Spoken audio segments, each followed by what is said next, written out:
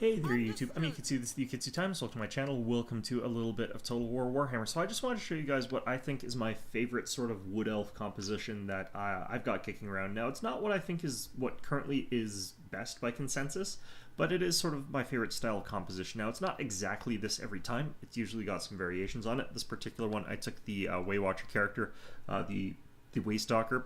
We've got the Lore of Shadows caster over here who's got like really funky hair.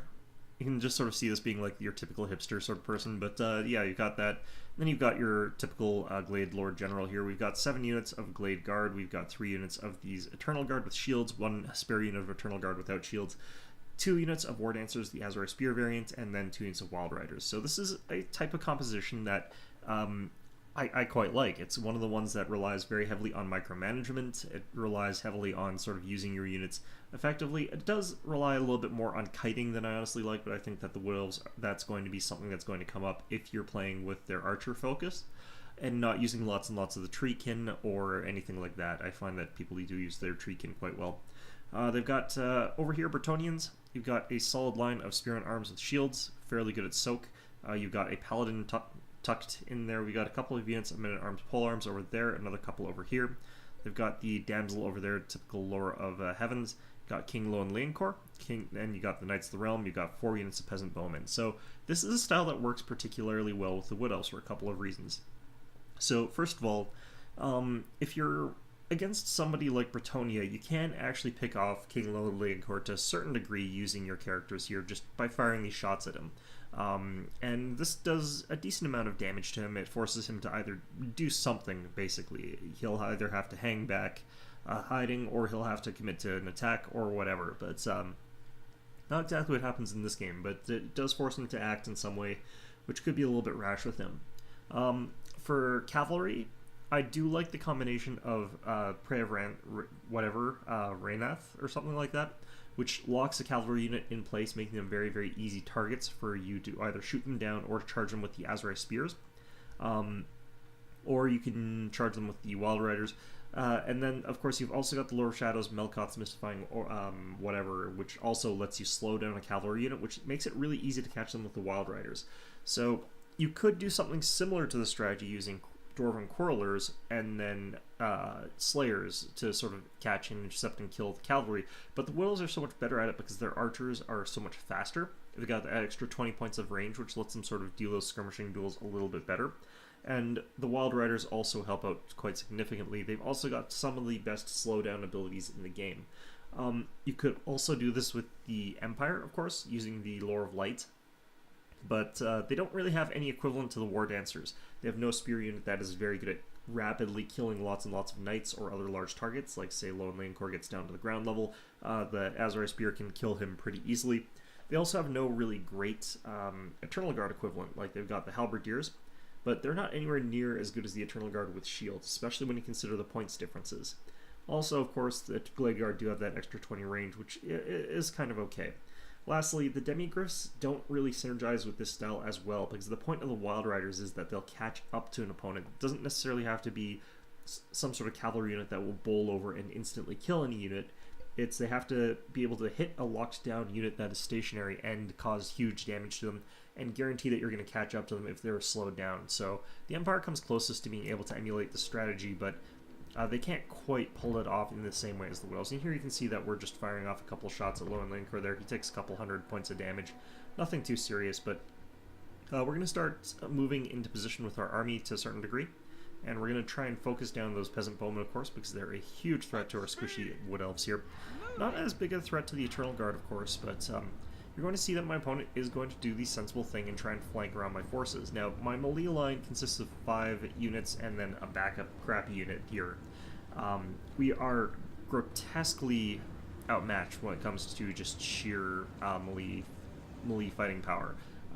The sheer amount of troops that he's got, the fact that his Lord is actually good at fighting in combat, the fact that his Paladin is good at fighting in combat, all of that means that he would absolutely demolish me. But you can see that we're going to be able to start off the skirmish fight much faster than he can start. We're going to be able to deal quite a lot of damage to each of these archer units before they can even fire their first shot off. He's focused his fire on this unit of Blade Guard over here. I could be running my unit back, but it honestly is just a little bit too much micro because my units are not fast enough for that to really be worth it, honestly. But this does see off his first 3 units of Peasant Bowmen pretty quickly. He's trying to flank around quite far with these Grell Knights, which is both good and bad for him. But there goes 3 of his units of Peasant Bowmen. And we're going to be able to switch our targets pretty soon here. And also one of the nice things about them being closer is that I can also pick a few off while they're sort of in range. We're starting to retreat back our archer line, including our Waystalker, who does end up stopping here just to take a parting shot at Lower Lane Core there, taking another few hundred hit points off of him. General also plugging him for a couple hundred hit points. So my opponent does charge into my Eternal Guards, and there's no point in charging Bretonnians, they just ignore that sort of bonus there. So we've got our Azrai Spears here. They're unfortunately forced to charge forth into these Spearman Arms with shields here. Fortunately he was moving, so I did get the bonus from the charge there. Blade Guard here, turning to fire at these Grell Knights over here. And I'm chasing after him with this unit of Wild Riders. On this other flank over here, he's just got Knights of the Realm. So these guys are going to be much, much weaker. We're going to chase after them with the Azrai Spears, and we're also going to go with the Wild Riders. So it's going to stop my opponent from being able to disengage out of these Azrai Spears very effectively. So here you can see that he's trying to pull out. He doesn't want to be fighting those guys. Unfortunately for him, those Wild Riders means that he can no longer disengage from that fight. Waystalker over here just plugging away at whatever. We're firing at whatever units can come through the gaps. He's got some units that are not engaged in melee combat because he didn't want to run them all into the front lines. We've got our backup unit that's coming up over here. Our Glade Riders managing to, or Glade Guard rather managing to deal some good damage to these polearms. Over here we're going to lose the center here, these Eternal Guard with shields, just because they've also got Paladin in there and the fact that they're going to be able to deal some good damage, but our Glade Lord over here racking up a few kills just by firing away. I think we're firing at King Low and Lane Core again though here. At this point in time, we're starting to see some buffs, debuffs coming down from the Bretonnians. We've broken that unit of Knights of the Realm. Unfortunately, we're going to lose this fight, but you can see that the Knights have done a decent job against Grails. Honestly, that's a lot more than you would expect them to do. Getting quite a lot of distance here, but we're going to start firing at these men-at-arm polearms that are trying to take down my Shadow Mage.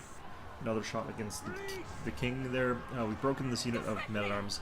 So you can focus fire down units extremely quickly with this kind of archer fire, and it's extremely effective when you do so.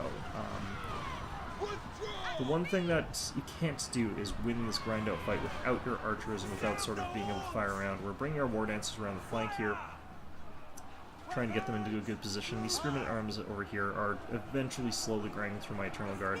Unfortunately, we're firing into the back of our own unit here quite a bit, but it's what you do sometimes. This unit over here is getting absolutely mauled while it's stuck on my Spellsinger here, which they would kill my Spellsinger easily, but a combination of Melkots as well as all these arrows is making it very, very hard for them to... oh, I love that attack animation from the mage there. Yeah, it's a pretty good attack animation, honestly. But at this point in time, my opponent, you know, he's still trying to keep Lone Lane Core out of the fight a little bit. He is starting to move him in, and when I see him move, that's when you sort of pop your ability that stops him from moving. We managed to chase away the Grell Knights with the second unit of our Wild Riders. Focusing all of our shots that we really have against King Low and Lane Core here. Not all of them actually, we've got a couple archers firing at their Peasant Bowmen. But when you fire all these archers at him when he's stuck in the net, he's taking extra damage because he's extra vulnerable to it right now. You're going to see him taking a lot of damage. We're focusing fire from both the Waystalker and our Glade Lord. Both of them have very high accuracy, so you'll often see their shots homing in, even if they would miss. So this is a great way to cause lots and lots of damage to him very, very quickly. You can see that he's down already to just a few hundred hit points, 900 some, and he's broken his morale, I think. No, just shaking at this point in time. We're going to manage to take a parting shot with our General's ability there. I think he breaks here, yeah. A bunch of his other units also break. We're just sort of riding whatever we can down with the Wild Riders, the remnants of them. You can see that, there that goes. Just hits him in the tailpipe, and he's got 13 hit points left. He's extremely lucky that he's even still alive there, but that does do enough to shatter him, and that shatters the rest of his army. So this is the style of fighting that I really like with Wood Elves, and it's kind of fits their playstyle and fits their aesthetic and fits what they are pretty well. Fits the way that I know how to use them. But I still don't really like this. I don't particularly like that really evasive, constantly running around the map style of play. But I didn't go too far back in this one, so I guess that's kind of okay. I'm still waiting for the Hiles to come out, and I'm really hoping that they do a good job making the Hiles really, really good at just holding a line because that's really what they're all about, is that they're the defensive of the 3 elves. They're the ones that have that sort of solid spear wall. They're the best at that, backed with archers, or spears and archers combo. The Lothran Seaguard are one of my favorite units. And just having lots of support troops that can help them, either break through, defend even better, all that sort of stuff. So yeah, hopefully that's what we're going to see. Anyway, I hope you found this video enjoyable, and of course, as always, I hope to see you guys all next time.